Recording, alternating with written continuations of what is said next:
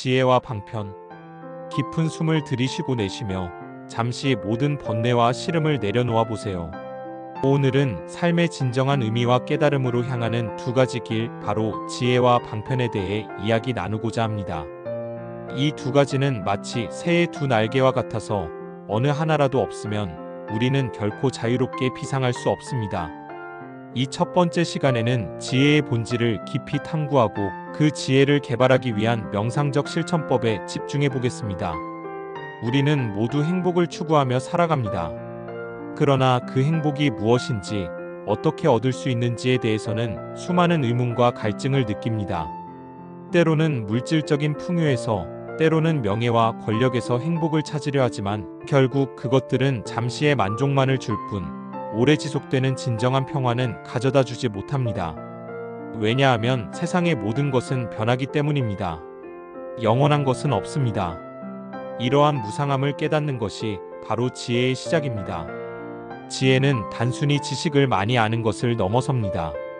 그것은 모든 현상의 본질을 꿰뚫어보고 삶의 고통과 번뇌가 어디에서 오는지 깊이 이해하는 통찰력입니다. 마치 어두운 동굴 속을 환히 밝히는 등불처럼 지혜는 우리의 어리석음과 착각을 걷어내고 진실을 보게 해줍니다. 지혜는 우리를 고통의 사슬에서 벗어나게 하고 진정한 자유와 해탈로 이끄는 가장 중요한 열쇠입니다. 그렇다면 어떻게 이 지혜를 얻을 수 있을까요? 불교에서는 명상과 꾸준한 성찰을 통해 지혜를 개발할 수 있다고 가르칩니다. 특히 윗바사나 명상은 있는 그대로를 관찰하는 것을 목표로 합니다. 나의 몸에서 일어나는 감각들, 마음에서 스쳐 지나가는 생각과 감정들을 판단하거나 분석하지 않고 그저 객관적으로 바라보는 것입니다. 이는 단순히 휴식이나 이완을 위한 명상을 넘어 우리의 존재와 세상의 본질을 직접적으로 경험하고 이해하는 심오한 과정입니다. 자, 이제 함께 잠시 명상해 볼까요? 편안한 자세로 앉아 눈을 부드럽게 감습니다. 등은 곧게 펴고 어깨와 목의 긴장을 풀어줍니다. 손은 무릎 위에 편안하게 올려놓고 턱은 살짝 당겨 경추를 바르게 정렬합니다. 이제 자신의 호흡에 모든 주의를 집중합니다. 숨이 코끝을 스치고 들어오고 나가는 것을 알아차립니다. 들이쉬는 숨이 길면 긴 줄 알아차리고 짧으면 짧은 줄 알아차립니다. 내쉬는 숨이 길면 긴 줄 알아차리고 짧으면 짧은 줄 알아차립니다. 그저 호흡의 흐름에 몸을 맡깁니다. 호흡에 집중하는 동안 아마도 여러 가지 생각들이 마음속에 떠오를 것입니다. 어제의 일, 내일의 걱정, 누군가에 대한 기억, 혹은 명상에 대한 이런저런 판단들. 괜찮습니다. 그 생각들을 억지로 밀어내려 하지 마세요. 그저 떠오르는 대로 허용하되 그 생각에 휩쓸리지 않고 다시 호흡으로 돌아옵니다. 마치 하늘에 구름이 흘러가듯 생각들이 그저 지나가도록 내버려 두는 것입니다. 구름을 붙잡으려 하지 마십시오. 그냥 관찰자의 입장에서 바라봅니다. 생각이 나를 지배하는 것이 아니라 내가 생각을 관찰하고 있음을 인지합니다. 이러한 꾸준한 관찰을 통해 우리는 우리 마음의 움직임을 더욱 명확하게 보게 됩니다. 생각이 일어나고 사라지는 것을 보면서 생각은 나 자신이 아니며 고정된 실체가 없다는 것을 깨닫습니다. 감정이 격렬하게 일어났다가도 시간이 지나면 사그라지는 것을 경험하면서 감정 또한 영원하지 않으며 집착할 대상이 아니라는 것을 알아차립니다. 기쁨도 슬픔도 화도 불안도 모두 일시적인 현상일 뿐 본래의 나 자신과는 다르다는 것을 직접 체험하는 것입니다. 이것이 바로 무상과 무아를 체험하는 지혜의 개발 과정입니다. 우리는 보통 나라는 고정된 실체가 있다고 강하게 믿습니다. 내가 소유한 것, 나의 가족, 나의 직업, 나의 생각과 감정 등이 나를 규정한다고 생각하죠. 하지만 이러한 것들은 모두 변하고 사라지며 심지어 나라고 생각하는 몸과 마음마저도 끊임없이 변화하는 과정 속에 있습니다. 이러한 것들에 집착할 때 우리는 고통을 겪게 됩니다. 지혜는 이러한 집착에서 벗어나 모든 존재의 본질적인 공함을 이해하게 해줍니다. 모든 것이 서로 연결되어 있고 독립적으로 존재하는 것은 없다는 연기법의 진리를 깨닫는 것입니다. 연기법은 불교의 가장 핵심적인 가르침 중 하나입니다. 모든 현상은 홀로 존재하지 않고 다른 것들과 상호 의존하여 발생하고 소멸한다는 진리입니다. 나의 행복은 타인의 행복과 연결되어 있고 나의 고통 또한 타인의 고통과 무관하지 않습니다. 세상의 모든 일은 단 하나의 원인으로 발생하지 않으며 수많은 원인과 조건들이 복합적으로 작용하여 나타난 결과입니다. 이 연기법을 깊이 이해할수록 우리는 세상의 복잡한 문제들을 단순한 이분법적 사고로 바라보지 않게 됩니다. 비난과 판단 대신 이해와 수용의 폭을 넓히게 되는 것이죠. 예를 들어 우리가 어떤 물건을 사고 싶다는 강한 욕망에 사로잡혔다고 생각해 봅시다. 지혜는 이 욕망이 어디에서 오는지, 이 물건이 나에게 진정한 행복을 줄 것인지, 혹은 잠시의 만족 후에 또 다른 갈증을 불러올 것인지 성찰하게 합니다. 광고나 사회적 압력, 혹은 타인과의 비교에서 비롯된 욕망은 아닌지, 나의 진정한 필요와는 무관한 욕망은 아닌지 깊이 들여다보는 것입니다. 그리고 이러한 성찰을 통해 우리는 맹목적인 욕망에서 벗어나 더욱 현명한 선택을 할 수 있게 됩니다. 물건을 구매하더라도 그것이 가져다줄 일시적인 만족을 넘어서는 본질적인 가치를 고려하게 되는 것입니다. 지혜는 또한 우리에게 사성제의 진리를 깨닫게 합니다. 사성제는 고성제, 집성제, 멸성제, 도성제로 이루어져 있으며 이는 삶의 고통과 그 고통에서 벗어나는 길을 명확하게 제시합니다. 첫째, 고성제는 삶이 고통이라는 진리입니다. 우리는 태어나면서부터 늙고 병들고 죽는 고통, 사랑하는 사람과 헤어지는 고통, 미워하는 사람과 만나야 하는 고통, 원하는 것을 얻지 못하는 고통, 심지어 원하는 것을 얻고도 그것이 사라질까 두려워하는 고통 등 수많은 고통 속에서 살아갑니다. 지혜는 이러한 고통을 외면하지 않고 직시하게 합니다. 고통을 인정하고 그 실체를 정확히 파악하는 것이 고통에서 벗어나는 첫걸음입니다. 둘째, 집성제는 고통의 원인이 집착과 가래라는 진리입니다. 우리는 끊임없이 무언가를 원하고 그것에 집착하며 만족하려 합니다. 맛있는 음식을 탐하고 좋은 옷을 입고 싶어하고 사람들의 칭찬을 갈구하며 영원한 젊음과 건강을 욕망합니다. 하지만 이러한 욕망과 집착은 채워질 수 없는 목마름과 같아서 결국 더 큰 고통을 불러옵니다. 지혜는 이러한 탐진치 탐욕, 성냄, 어리석음의 삼독심이 고통의 근원임을 명확히 보여줍니다. 셋째, 멸성제는 고통이 소멸될 수 있다는 진리입니다. 고통의 원인인 집착과 가래를 완전히 소멸시키면 모든 고통에서 벗어난 완전한 평화와 자유의 상태인 열반에 도달할 수 있습니다. 이는 단순히 고통이 없어진 상태가 아니라 모든 번뇌와 어리석음이 사라진 지혜로운 상태를 의미합니다. 지혜는 우리에게 이 열반의 가능성을 보여주며 희망을 줍니다. 넷째, 도성제는 고통을 소멸시키는 방법이 팔정도라는 진리입니다. 팔정도는 바른 견해, 바른 사유, 바른 언어, 바른 행위, 바른 생활, 바른 노력, 바른 마음 챙김, 바른 집중으로 이루어진 8가지 실천 덕목입니다.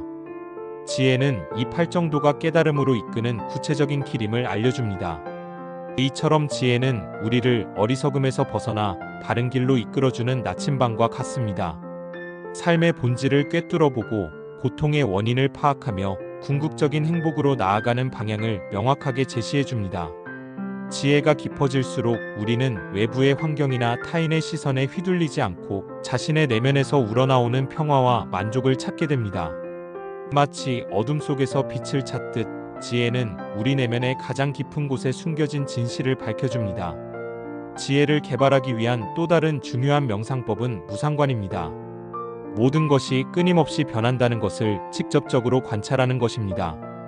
우리의 몸은 매 순간 세포가 죽고 새로 태어나며 변화하고 있습니다. 우리의 마음도 고정된 것이 아니라 수많은 생각과 감정들이 끊임없이 일어나고 사라집니다. 주변의 자연 또한 사계절의 변화와 함께 늘 새로운 모습으로 바뀝니다. 이 모든 변화를 있는 그대로 관찰하고 받아들이는 연습을 합니다. 눈을 감고 나의 몸에 집중해 보세요. 심장이 뛰는 소리, 혈액이 흐르는 느낌, 숨이 들어오고 나가는 미세한 감각들. 이 모든 것들이 끊임없이 움직이고 변화하고 있음을 알아차립니다. 몸이 조금이라도 불편하거나 아픈 부분이 있다면 그 통증 또한 고정된 것이 아니라 끊임없이 변화하고 있음을 관찰합니다. 통증의 강도, 위치, 성질이 미묘하게 변하는 것을 놓치지 않고 알아차립니다. 이 과정을 통해 우리는 나라고 집착했던 몸 또한 영원 불변한 것이 아니라 변화의 과정 속에 있음을 깨닫게 됩니다. 마음도 마찬가지입니다. 하나의 생각이 오랫동안 머물지 않고 다른 생각으로 이어지고 또 다른 생각으로 바뀌는 것을 관찰합니다. 즐거운 감정도 잠시이고 슬픈 감정도 영원하지 않습니다. 이 모든 것이 마치 강물처럼 흘러가는 것을 지켜봅니다. 이러한 무상관을 통해 우리는 변화를 두려워하거나 저항하기보다는 변화를 자연스러운 현상으로 받아들이는 지혜를 얻게 됩니다. 변화 속에서 흔들리지 않는 평온함을 찾게 되는 것입니다. 이처럼 지혜는 우리가 세상의 진실을 있는 그대로 보고 삶의 모든 현상에 대한 올바른 이해를 갖도록 돕습니다. 지혜가 깊어질수록 우리는 더 이상 무지와 어리석음으로 인해 고통받지 않게 됩니다. 우리의 마음은 더욱 고요하고 평화로워지며 삶의 모든 순간순간을 명료하고 깨어있는 의식으로 경험할 수 있게 됩니다. 지혜는 우리가 겪는 모든 경험을 배움의 기회로 삼게 하고 어려움 속에서도 흔들리지 않는 내면의 힘을 길러줍니다.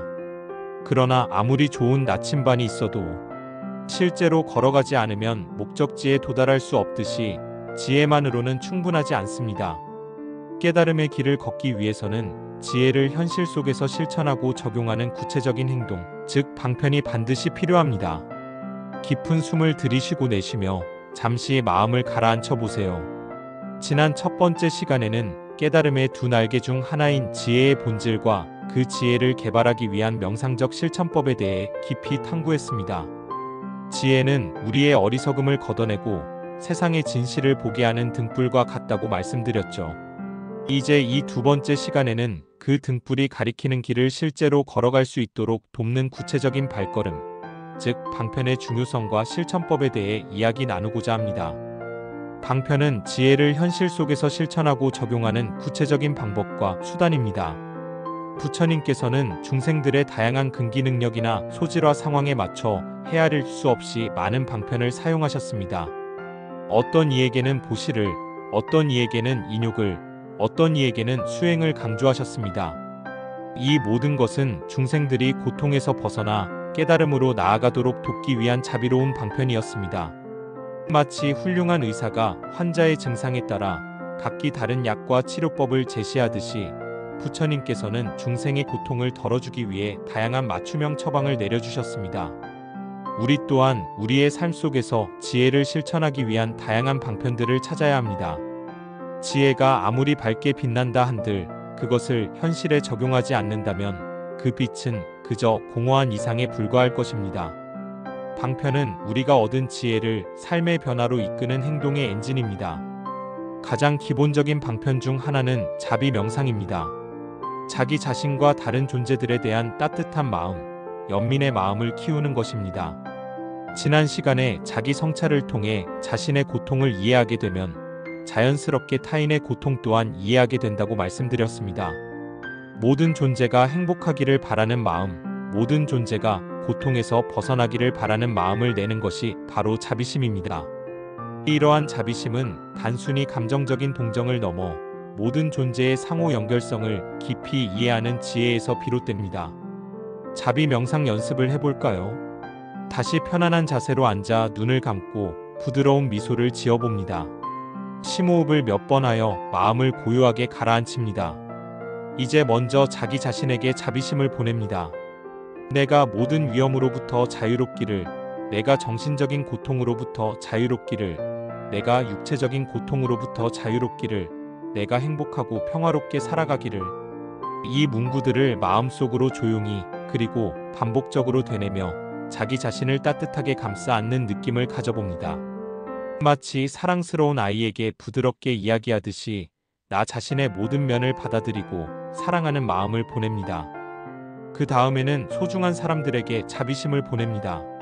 가족, 친구들에게 동일한 문구들을 반복하며 그들의 행복과 평화를 기원합니다. 그들이 모든 위험으로부터 자유롭기를, 그들이 정신적인 고통으로부터 자유롭기를, 그들이 육체적인 고통으로부터 자유롭기를, 그들이 행복하고 평화롭게 살아가기를. 이 마음이 나의 소중한 사람들에게 따뜻한 빛처럼 퍼져나가는 것을 상상해 봅니다. 이제 이 자비심을 세상의 모든 존재에게 확장해 봅니다. 어려움에 처한 사람들, 고통받는 동물들, 자연의 모든 생명들, 심지어 나와 갈등 관계에 있는 사람들, 나에게 해를 끼쳤던 사람들에게까지도 이 자비심을 보냅니다. 모든 존재가 모든 위험으로부터 자유롭기를, 모든 존재가 정신적인 고통으로부터 자유롭기를, 모든 존재가 육체적인 고통으로부터 자유롭기를, 모든 존재가 행복하고 평화롭게 살아가기를. 처음에는 미움이나 분노의 감정이 올라올 수 있습니다. 괜찮습니다. 그 감정들을 억지로 누르려 하지 말고 그저 알아차린 뒤 다시 자비심의 문구로 돌아옵니다. 꾸준히 연습하면 미움이나 분노의 감정들이 서서히 사그라지고 이해와 용서의 마음이 피어나는 것을 경험할 수 있습니다. 이것이 바로 방편의 힘이며 내 마음의 영역을 확장하는 가장 효과적인 방법입니다. 또 다른 중요한 방편은 보시입니다. 보시는 단순히 물질적인 것을 나누는 것만을 의미하지 않습니다. 자신의 시간, 재능, 지식, 그리고 따뜻한 말 한마디, 작은 미소까지도 모두 보시가 될 수 있습니다. 심지어 자신의 에너지를 타인을 위해 쓰는 것 또한 보시의 일종입니다. 보시는 나라는 아상을 내려놓고 이타적인 마음을 키우는데 매우 효과적인 방편입니다. 아상은 곧 고통의 근원이기 때문입니다. 우리는 살아가면서 나라는 아집에 갇히기 쉽습니다. 내가 중요하고 내 의견이 옳고 내 것이 최고라는 생각에 빠지기 쉽습니다. 이러한 아집은 탐욕, 성냄, 어리석음의 근원이 되어 우리를 번뇌의 수렁으로 이끌죠. 하지만 보시를 통해 우리는 이러한 아집에서 벗어나 다른 사람들과 더불어 살아가는 기쁨을 느끼게 됩니다. 베풀면 베풀수록 우리의 마음은 더욱 풍요로워지고 세상과의 연결감을 깊이 느끼게 됩니다. 작은 것이라도 기꺼이 나누는 연습을 해보세요. 그것이 누군가에게는 큰 힘이 되고 나에게는 마음의 평화를 가져다 줄 것입니다. 예를 들어 대중교통에서 노약자에게 자리를 양보하거나 길을 잃은 사람에게 친절하게 방향을 알려주거나 동료의 어려움을 진심으로 경청해주는 것 모두 훌륭한 보시행입니다. 이러한 행위들이 축적되어 우리의 마음은 더욱 넓고 깊어집니다. 또한 계율 지키기도 중요한 방편입니다. 계율은 우리를 속박하는 것이 아니라 오히려 우리의 삶을 더욱 자유롭고 평화롭게 만들어주는 지침입니다. 살생하지 않고 도둑질하지 않고 거짓말하지 않고 음행하지 않고 술을 마시지 않는 5개는 기본적인 도덕률로서 우리 자신과 다른 존재들을 보호하고 사회의 평화를 유지하는 데 필수적입니다. 이 5개는 단순히 외적인 행위를 규제하는 것을 넘어 우리의 마음가짐을 바르게 하는 내적인 규범의 의미가 더 큽니다. 이러한 계율을 지키는 것은 단순히 행동을 제약하는 것을 넘어 우리의 마음을 청정하게 하고 탐욕과 분노, 어리석음의 불길을 잠재우는 역할을 합니다. 계율을 지키면서 우리는 더욱 명확하고 안정된 마음으로 명상에 임할 수 있으며 지혜를 더욱 깊이 깨달을 수 있습니다. 예를 들어 거짓말을 하지 않으려 노력하는 것은 단순히 입을 다무는 것을 넘어 내 마음속에서 진실을 보려는 노력을 동반합니다. 다른 사람을 비방하지 않으려는 노력은 내 마음속의 판단과 비난의 마음을 다스리는 연습이 됩니다. 술이나 마약을 멀리하는 것은 감각적인 쾌락에 탐닉하여 정신이 혼미해지는 것을 막고 항상 깨어있는 의식을 유지하려는 노력입니다. 계율은 우리의 삶에 확고한 윤리적 기반을 마련해주고 그 위에 지혜의 탑을 쌓아 올릴 수 있도록 합니다. 다음 방편은 인욕입니다. 인욕은 단순히 참고 견디는 것을 넘어 모든 고통과 어려움을 지혜롭게 받아들이고 극복하는 힘을 의미합니다. 삶은 예측할 수 없는 고난과 역경으로 가득합니다. 때로는 질병으로 고통받고, 때로는 사랑하는 사람과의 이별을 겪으며, 때로는 부당한 대우를 받기도 합니다. 이러한 상황에서 우리는 분노하거나 좌절하기 쉽습니다. 하지만 인욕은 이러한 감정들에 휩쓸리지 않고 차분하게 상황을 직시하며 내면의 평화를 유지하도록 돕습니다. 인욕의 실천은 세 가지 측면으로 나누어 볼 수 있습니다. 첫째, 자연적인 어려움에 대한 인욕입니다. 날씨의 변화, 질병, 노화와 같은 피할 수 없는 육체적 고통을 인내하고 받아들이는 것입니다. 둘째, 타인으로부터 오는 어려움에 대한 인욕입니다. 누군가의 비난, 험담, 공격적인 행동 등을 인내하고 용서하는 것입니다. 셋째, 진리를 깨닫기 위한 수행 과정의 어려움에 대한 인욕입니다. 명상 수행 중 찾아오는 졸음, 산만함, 신체적 불편함 등을 인내하고 꾸준히 정진하는 것입니다. 이러한 인욕을 통해 우리는 역경 속에서도 흔들리지 않는 내면의 평온함을 유지할 수 있습니다. 마치 거친 파도 속에서도 굳건히 서 있는 바위처럼 우리는 삶의 모든 도전을 담담하게 마주하고 극복해 나갈 수 있는 힘을 얻게 됩니다. 인욕은 또한 우리에게 겸손함과 유연성을 가르쳐 줍니다. 모든 것을 내 뜻대로만 하려 하지 않고 때로는 상황의 흐름에 자신을 맡길 줄 아는 지혜로운 태도를 길러줍니다. 정진 또한 중요한 방편입니다. 정진은 게으름을 물리치고 꾸준히 노력하는 것을 의미합니다. 깨달음의 길은 결코 쉽지 않습니다.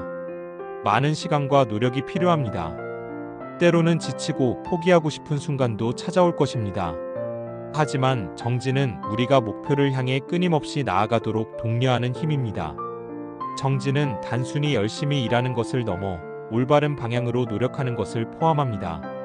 나쁜 마음을 없애고 선한 마음을 키우는 데 노력하며 아직 일어나지 않은 악은 일어나지 않도록 하고 이미 일어난 악은 소멸시키도록 노력하며 아직 일어나지 않은 선은 일어나도록 하고 이미 일어난 선은 더욱 증장시키도록 노력하는 것입니다. 이러한 사정근은 우리의 모든 노력이 지혜롭고 이로운 방향으로 향하도록 이끌어줍니다. 예를 들어 명상 수행을 시작했지만 마음이 산란하여 집중하기 어렵다고 느낄 때 좌절하지 않고 매일 꾸준히 정해진 시간 동안 앉아 수행하는 것이 정진입니다. 처음에는 짧은 시간이라도 좋으니 매일 실천하는 습관을 들이는 것이 중요합니다. 그리고 점차 시간을 늘려가면서 집중력을 키워나가는 것입니다. 이러한 꾸준한 정진을 통해 우리는 비로소 지혜를 깊이 이해하고 방편을 능숙하게 사용할 수 있게 됩니다. 이처럼 방편은 우리가 얻은 지혜를 삶의 실제적인 변화로 이끄는 행동의 원동력입니다. 지혜가 아무리 뛰어나도 그것을 실천하지 않는다면 아무런 의미가 없습니다. 방편은 지혜를 꽃피우는 토양과 같습니다. 지혜의 씨앗이 비옥한 토양에 심어져야만 아름다운 꽃을 피울 수 있듯이 방편의 실천을 통해서만 지혜는 진정한 깨달음으로 인도될 수 있습니다. 우리는 삶 속에서 늘 지혜와 방편을 함께 적용해야 합니다. 예를 들어 직장에서 어떤 프로젝트를 맡았다고 가정해 봅시다. 이때의 지혜는 이 프로젝트의 본질적인 목표가 무엇인지, 어떤 난관이 예상되는지, 그리고 이 프로젝트가 나 자신과 동료들, 그리고 궁극적으로 사회에 어떤 영향을 미칠 것인지 깊이 성찰하게 합니다. 단순히 눈앞의 이익만을 쫓는 것이 아니라 장기적인 관점에서 최선의 결과를 가져올 수 있도록 통찰력을 발휘하게 하는 것이죠. 그리고 방편은 그 지혜를 바탕으로 구체적인 행동 계획을 세우고 실행하는 것입니다. 팀원들과 협력하고 필요한 자료를 수집하며 예상치 못한 문제에 유연하게 대처하고 어려움 속에서도 포기하지 않고 끈기 있게 노력하는 모든 과정이 방편의 실천입니다. 이때 우리는 자비로운 마음으로 동료들을 대하고 겸손하게 배우며 성실하게 자신의 역할에 임하게 됩니다. 지혜와 방편이 조화롭게 작용할 때 우리는 가장 효율적이고 윤리적인 방식으로 목표를 달성할 수 있습니다. 이러한 지혜와 방편의 조화는 우리가 겪는 모든 경험을 배움의 기회로 삼게 합니다. 성공은 자만심을 키우는 것이 아니라 겸손함과 감사함을 배우는 기회가 되고, 실패는 좌절의 원인이 아니라 다음을 위한 소중한 교훈이 됩니다. 모든 순간순간이 지혜를 연마하고 방편을 실천하는 수행의 장이 되는 것입니다. 지혜의 등불과 방편의 발걸음이 여러분의 삶을 밝히고 이끌어주기를 바랍니다. 깊은 숨을 들이쉬고 내쉬며 마음속의 모든 잡념을 비워내보세요. 지난 2번의 시간을 통해 우리는 깨달음의 두 날개인 지혜와 방편 각각의 중요성과 실천법에 대해 깊이 있게 살펴보았습니다. 지혜는 어둠 속을 밝히는 등불과 같고, 방편은 그 등불이 가리키는 길을 걷게 하는 발걸음과 같다고 이야기했죠. 이제 이 마지막 3번째 시간에는 지혜와 방편이 어떻게 통합되어 깨달음의 길을 완성하는지, 그리고 우리 일상 속에서 이 둘을 균형 있게 실천하는 구체적인 방법에 대해 더욱 깊이 이야기 나누겠습니다. 지혜의 등불과 방편의 발걸음이 하나 되어 여러분의 삶을 밝히고 이끌어주기를 바랍니다. 부처님께서는 지혜와 방편을 새의 두 날개에 비유하셨습니다. 한쪽 날개만으로는 새가 날 수 없듯이 지혜와 방편 어느 하나라도 부족하면 우리는 깨달음의 경지에 도달할 수 없습니다. 두 날개가 균형을 이루어야만 비로소 드넓은 하늘을 자유롭게 날아오를 수 있습니다. 지혜는 모든 존재의 본질을 꿰뚫어보고 번뇌의 근원을 이해하는 통찰력이고, 방편은 그 통찰력을 바탕으로 현실 속에서 자비와 이타적인 행동을 실천하는 것입니다. 이 둘은 결코 분리될 수 없는 상호 의존적인 관계입니다. 지혜 없는 방편은 맹목적인 행동이 될 수 있습니다. 예를 들어 아무리 좋은 의도로 남을 돕는다고 해도 상황에 대한 깊은 이해나 지혜로운 통찰 없이 행해진다면 오히려 상대방에게 해를 끼치거나 불필요한 문제를 야기할 수 있습니다. 마치 길을 모르는 사람이 무작정 앞서가며 방향을 제시하는 것과 같습니다. 반대로 방편 없는 지혜는 공허한 이론에 불과합니다. 아무리 고매한 진리를 깨달았다고 해도 그것을 자신의 삶에 적용하거나 타인을 위해 실천하지 않는다면 그 깨달음은 죽은 지식에 불과할 뿐입니다. 깊은 지혜를 가진 사람이 고통받는 이들을 외면하고 아무것도 하지 않는다면 그 지혜는 빛을 잃은 등불과 다를 바 없습니다. 그러므로 우리는 지혜와 방편을 동시에 개발하고 실천해야 합니다. 이 둘은 마치 상호작용하는 두 개의 바퀴처럼 서로를 보완하며 깨달음의 수레를 앞으로 나아가게 합니다. 지혜가 깊어질수록 방편은 더욱 정교하고 효과적으로 발휘될 수 있으며, 방편을 꾸준히 실천할수록 지혜는 더욱 깊어지고 견고해집니다. 이 둘은 서로를 증장시키는 관계에 있습니다. 그렇다면 우리 일상 속에서 지혜와 방편을 통합하여 실천하는 구체적인 방법은 무엇일까요? 바로 육바라밀의 실천이 그 핵심입니다. 육바라밀은 보시, 지계, 인욕, 정진, 선정, 지혜의 6가지 덕목으로 깨달음의 완성에 이르는 보살행의 길을 제시합니다. 앞서 우리는 보시, 지계, 인욕, 정진을 방편의 주요 요소로 살펴보았고, 지혜는 그 모든 행위의 근간이자 최종 목표임을 인지했습니다. 이제 여기에 선정이라는 또 하나의 중요한 방편을 더하여 육바라밀의 통합적인 실천을 이해해 봅시다. 선정은 마음을 한 곳에 집중시켜 안정시키는 명상 수행을 의미합니다. 윗바사나 명상이 지혜를 개발하는 데 중점을 둔다면, 선정 명상은 마음의 집중력과 평온함을 기르는 데 중점을 둡니다. 마음이 산란하고 불안정하면 지혜를 얻기도 어렵고 방편을 실천하기도 어렵습니다. 마음이 고요하고 안정되어야만 우리는 진실을 명확하게 볼 수 있으며 어떠한 상황에서도 흔들리지 않는 자비심과 인내심을 발휘할 수 있습니다. 선정 명상을 위한 실천법은 다양합니다. 가장 기본적인 방법은 호흡에 집중하는 아나빠나사티 명상입니다. 지난번에도 잠시 다루었지만 선정의 관점에서 더욱 깊이 있게 접근해 봅시다. 다시 한번 편안한 자세로 앉아 눈을 부드럽게 감습니다. 등은 곧게 펴고 어깨에 힘을 뺍니다. 이제 코끝이나 윗입술 부위에 모든 주의를 집중하고 그곳을 스치고 들어오는 숨과 나가는 숨의 감각을 알아차립니다. 들이쉬는 숨, 내쉬는 숨. 그저 숨의 흐름에 마음을 고정시킵니다. 마음이 다른 곳으로 가면 부드럽게 다시 호흡으로 데려옵니다. 외부의 소리나 내부의 생각들이 떠오르더라도 그것들에 휩쓸리지 않고 다시 호흡으로 돌아오는 연습을 반복합니다. 마치 끈으로 묶인 송아지가 처음에는 여기저기 뛰어다니지만 결국 끈의 범위 안에서 움직이듯이 우리의 마음 또한 호흡에 고정시키는 훈련을 하는 것입니다. 이러한 선정 명상을 꾸준히 실천하면 우리의 마음은 점차 고요해지고 안정됩니다. 집중력이 향상되고 번뇌와 산란함이 줄어들며 깊은 평온함과 행복감을 경험하게 됩니다. 이러한 선정의 힘은 지혜를 더욱 깊이 개발하는 데 필수적인 기반이 됩니다. 고요하고 집중된 마음만이 진실을 명확하게 꿰뚫어 볼 수 있기 때문입니다. 또한 선정은 우리가 육바라밀의 다른 덕목들을 더욱 효과적으로 실천할 수 있도록 돕습니다. 안정된 마음으로 보시를 행할 때 더 큰 기쁨을 느끼고, 계율을 지킬 때 더 큰 확신을 가지며, 인욕을 발휘할 때 더 깊은 평온함을 유지할 수 있습니다. 자, 이제 이 육바라밀 전체를 우리의 일상 속에서 어떻게 통합적으로 실천할 수 있는지 구체적인 시나리오를 통해 살펴보겠습니다. 우리가 어떤 어려운 상황에 직면했다고 가정해 봅시다. 예를 들어 직장에서 부당한 대우를 받거나 가족 구성원과 심각한 갈등을 겪고 있거나 혹은 갑작스러운 경제적 어려움에 처했을 때 말이죠. 이러한 상황에서 우리는 흔히 분노, 좌절, 불안, 절망과 같은 부정적인 감정에 휩싸이기 쉽습니다. 이때 지혜와 방편의 통합적인 실천이 빛을 발합니다. 첫째, 지혜의 관찰과 성찰입니다. 먼저 잠시 멈춰서서 흥분된 감정이나 섣부른 판단에 휩쓸리지 않고 상황을 객관적으로 관찰합니다. 지금 나의 마음은 어떤 상태인가? 어떤 생각들이 나를 괴롭히고 있는가? 이 상황의 본질은 무엇인가? 이 어려움이 어디에서 비롯되었는가? 하고 스스로에게 질문을 던집니다.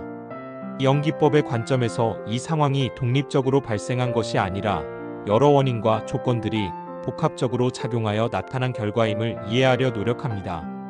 상대방의 행동 또한 그들 자신의 고통이나 어려움에서 비롯되었을 수 있다는 것을 지혜롭게 통찰합니다.